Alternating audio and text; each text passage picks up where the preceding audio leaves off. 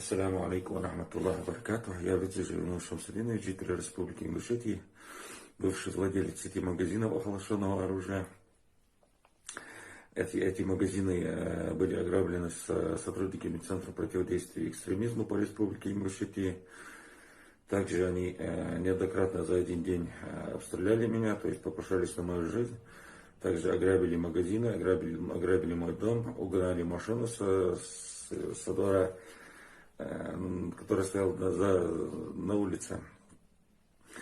Также, начиная видео, хочу этим сотрудникам ЦП показать вот такую камеру. Когда уграбили магазин, вы или спешились, скорее всего, или вы не знали о существовании таких двух камер, которые были установлены в этом магазине. Я пока несколько месяцев ждал от вас реакции, как говорится, не ошибается тот, кто ничего не делает. Вы за один день допустили массу ошибок, я думал, что еще дальше будут продолжаться эти ошибки. Видимо, вы посчитали достаточным то, что вы сделали, и на мне поставили крест, скорее всего, как вы сегодня пускаете слухи. Вы говорите, что я буду ликвидирован как террорист, как экстремист-террорист. В сетях массовой информации вы выпустили такой ролик, тем самым оклеветал меня, тем самым тоже совершил преступление против меня, подвергнул мою жизнь опасности. Но вы сегодня даже признаете, что, возможно, вы будете принимать участие, и что вы принимали участие в ограблении и в первоначальном обстреле меня. Вы это отрицаете, вы сегодня говорите, то есть пускаете слухи, что это сделали сотрудники ФСБ, что сегодня сотрудники ФСБ хотят меня убить, якобы они сказали, что я должен буду быть ликвидирован как террорист, а также вы сегодня обвиняете министра МВД, что он отдал вам приказ меня ликвидировать. А зачем, почему вы так объяснить, видимо, не смогли, просто сказали и все, оставили на этом, чтобы отвести от себя след, испугавшись последствий этого всего. Я надеюсь, что у вас эти последствия будут. Я со своей стороны приложу максимум усилий, чтобы они у вас были, независимо от того, задержат меня, посадят меня. Если задержат, это, я думаю, будет чуть даже легче. Естественно, сами подходить правоохранительные органы пока не собираюсь, так как это будет являться для меня самоубийством. У вас единственная возможность спастись от всех тех преступлений, уйти от наказания за совершенные вами преступления, тяжкие, особо тяжкие, и при этом при исполнении служебных обязанностей, единственная ваша возможность убить меня, что вы непременно в ближайшее время постараетесь сделать, я думаю.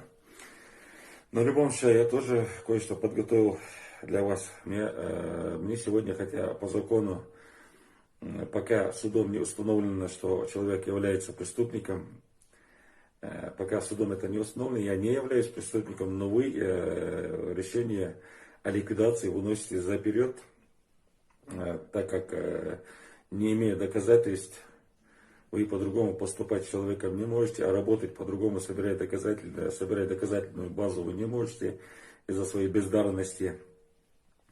Оружие, когда применять нужно, когда применять можно, вы в принципе не знаете. Вы его применяете при любом удобном случае.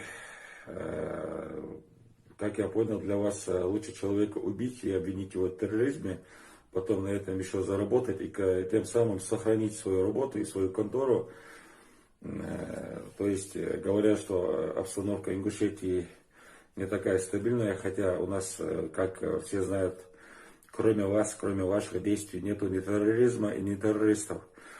Если понимать слово терроризм правильно, то единственными террористами является ваш отдел, уже не первый год терроризирующий эту республику, и при этом вы постоянно остаетесь безнаказанными.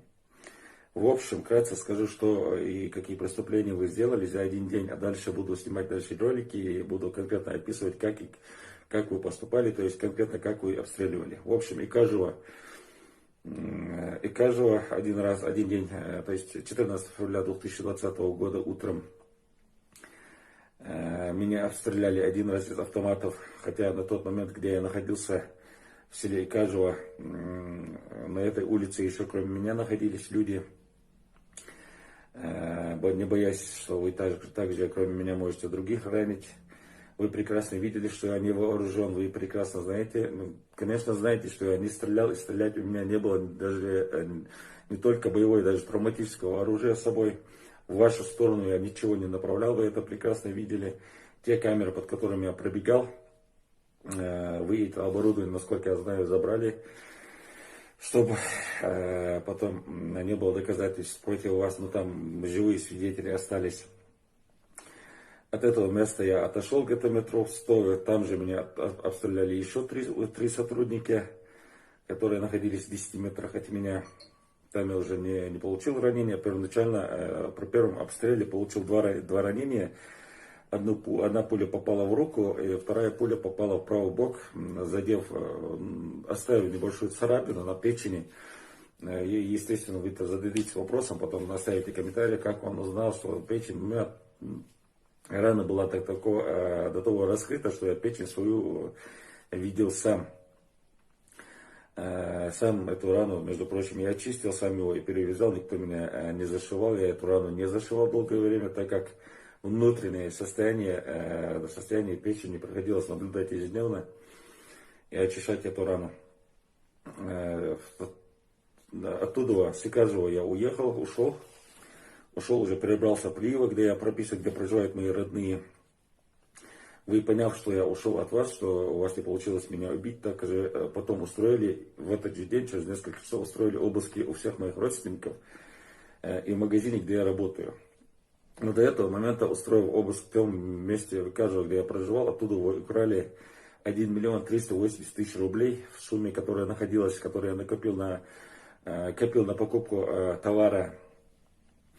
Товар должен был быть, эти деньги должны были быть переведены где-то через неделю-две до этого, после этого момента, после 14 февраля.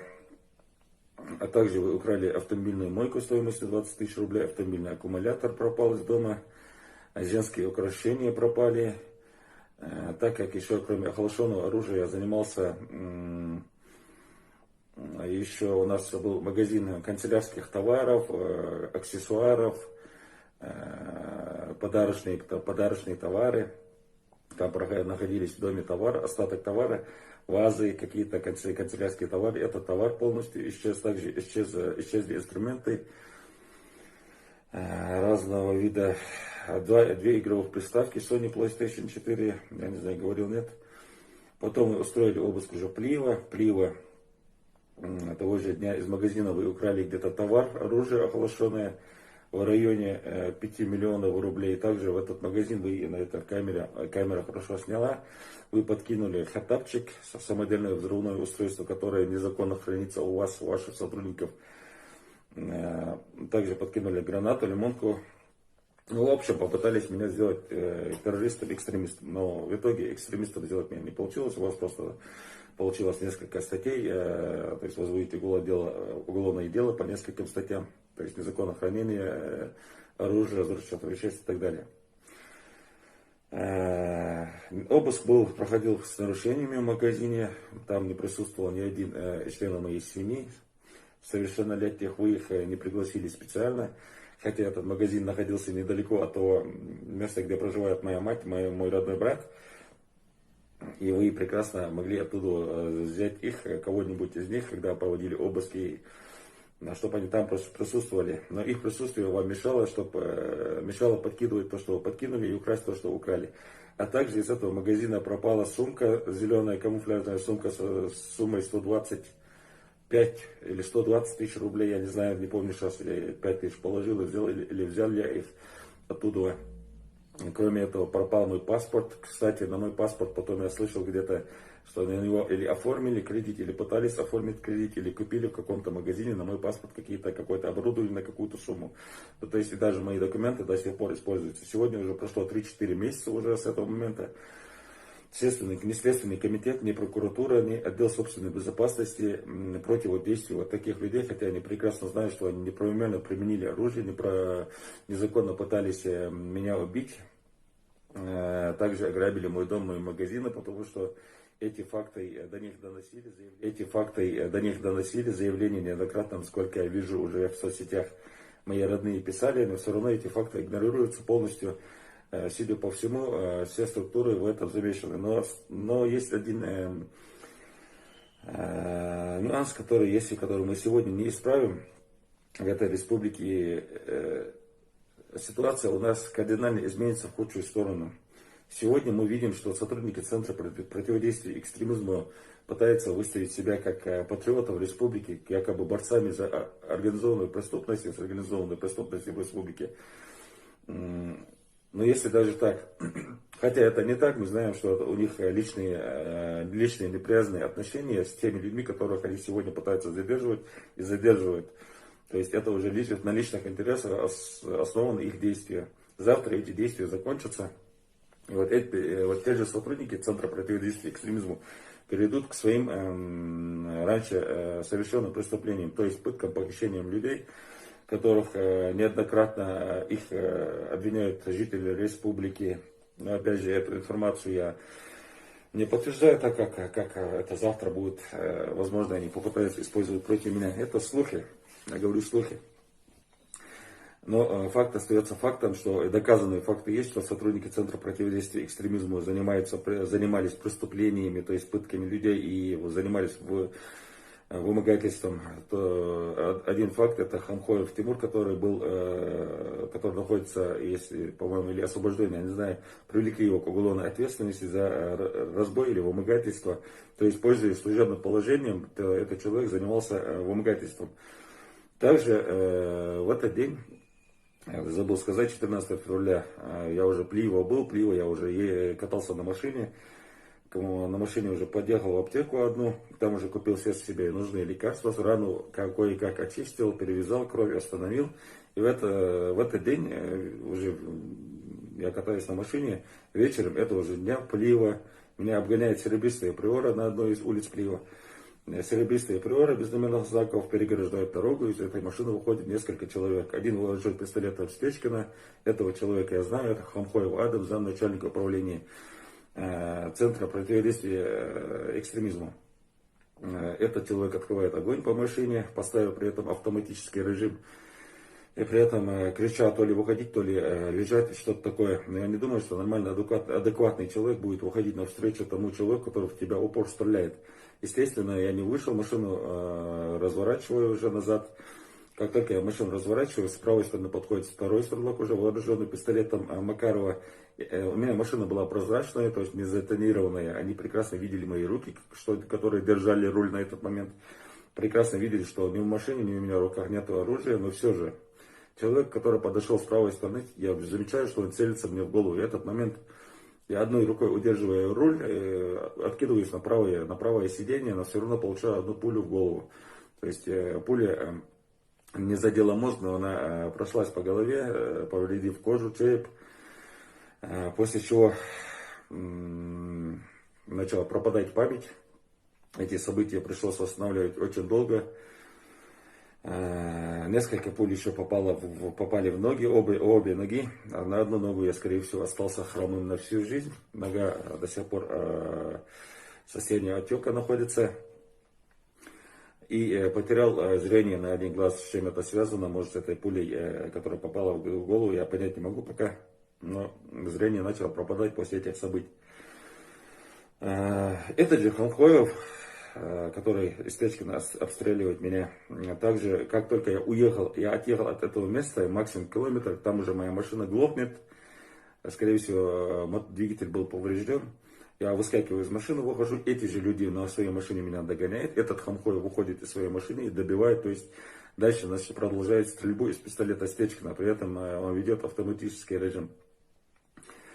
Этот Хамхоев принимает участие в том обыске в магазине в доме моем, где пропало все имущество. Если в общей сумме посчитать, в общей сумме пропало имущество где-то на 6-7-8 миллионов. Там уже надо считать полностью, что именно пропало. Непосредственно сегодня связанными с этой операцией, связанными с этими ограблениями, с этим покушением на мою жизнь, являются три человека непосредственно, находящиеся сейчас руководство, то есть этот руководитель, начальник Центра противодействия экстремизму Эрджиркиев Ислам, начальник РОВД Калимата Юлес и замначальника управления Хамхой Иваном. Мы постоянно говорим о подрыве репутации, о подорванной репутации, о неуважении к сотрудникам правоохранительных органов.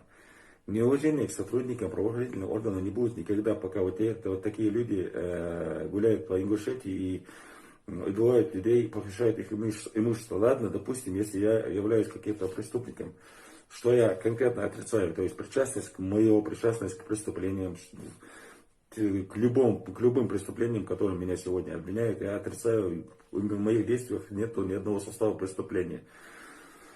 Явиться туда я являться не буду, правоохранительные органы, и я думаю, для меня явиться правоохранительные органы будут, для меня это будет самоубийством, пока эти люди находятся, исполняют свои обязанности, я об этом говорил, нет, я не знаю, являться туда пока я не могу, пока эти люди не привлечены к уголовной ответственности за те тяжкие, особо тяжкие преступления, которые они совершили ряд за один день, и при этом используя служебные положения. Вот эти три человека сегодня прикрывают всех, кто в меня стрелял, прикрывают всех, кто там дом все ограбил. И эти люди подрывают репутацию всех сотрудников правоохранительных органов. Эти люди не уважают ни закон, не уважают ни руководство свое, не уважают ни министра МВД, не уважают ни Министерства МВД, ни руководство этой республики. И в скором времени причиной каких-то обострений ситуации в республике будут действия таких людей, потому что пока они остаются безнаказанными, они будут продолжать свои действия, что и делают все последние эти, как минимум, лет 5-10, как, по крайней мере, этот отдел. В общем, по своему делу, если когда-нибудь я буду пойман или поменяю свои показания, если будет какая-то дана информация, что я сотрудничаю со следствием и даю признательные показания, это будет, скорее всего, последствием или пыток, или шантажа какого-то с их стороны, что они обычно делают в большинстве случаев. Я не знаю, какое юридическое лицо, то есть юридическую силу будет иметь вот этот видеоролик, не все равно, пускай это будет за предупреждением. А дальше будем действовать по закону. Никаких преступлений, никакого вооруженного сопротивления, никакого оружия использовать не собираюсь. Убьют, посадят, короче. То, что суждено, то и будет. Но со своей стороны постараюсь сделать так, чтобы эти люди не работали, чтобы эти люди не находились на свободе.